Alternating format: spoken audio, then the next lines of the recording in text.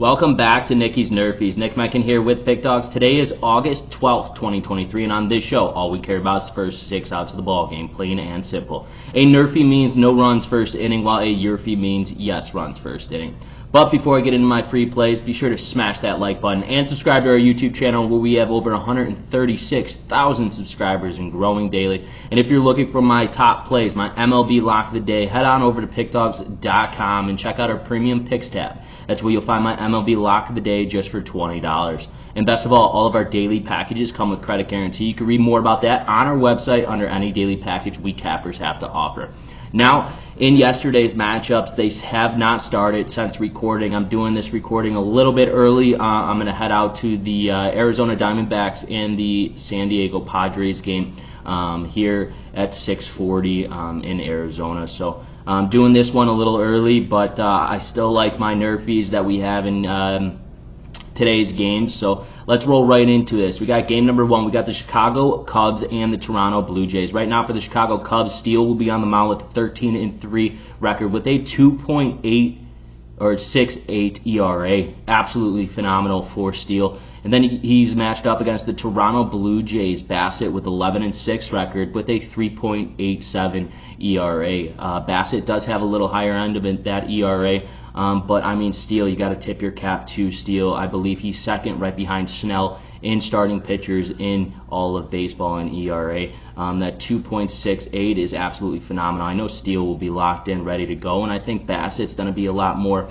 ready from the start as he pitches here at home against the Chicago Cubs, who do have a powerful and explosive offense.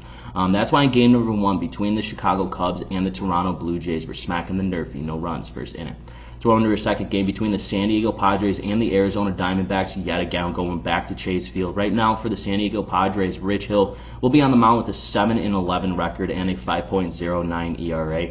He'll be matched up against the ace for the Arizona Diamondbacks in Zach Gallen. Zach Gallen is 11-5 this season with a 3.337 ERA.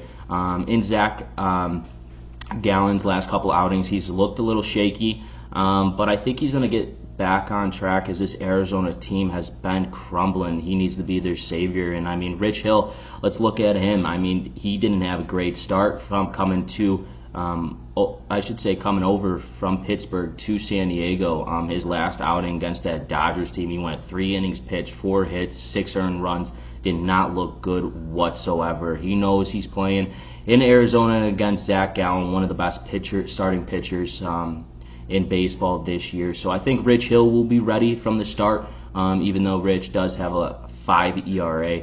I think he'll put down this young Arizona Diamondbacks offense as their run production has been lacking. So that's why in game number 2 between the San Diego Padres and the Arizona Diamondbacks, we're smacking the Nerfie, no runs first inning. Let's go into our third and final game that I selected for you today between the Minnesota Twins and the Philadelphia Phillies. Right now for the Minnesota Twins, we got Lopez on the mound with a 7-6 record and a 3.81 ERA. He'll be matched up against the Philadelphia Phillies, Walker, with a 13-4 record with a 3.98 ERA. Walker's been absolutely great for this Philadelphia's team this year. His record does show for it. 13-4, that's a great record for a starting pitcher. This game is played in Philadelphia. I know Walker will be ready, and let's see what Lopez could do. Lopez has got to shut down this top of the order of this Phillies team. He's got to deal with Castellanos, and I mean, he's my kryptonite ever since the Chicago Cubs traded him away. Every time I do go against Nick Castellanos and the Phillies, it seems to always bite me in the ass.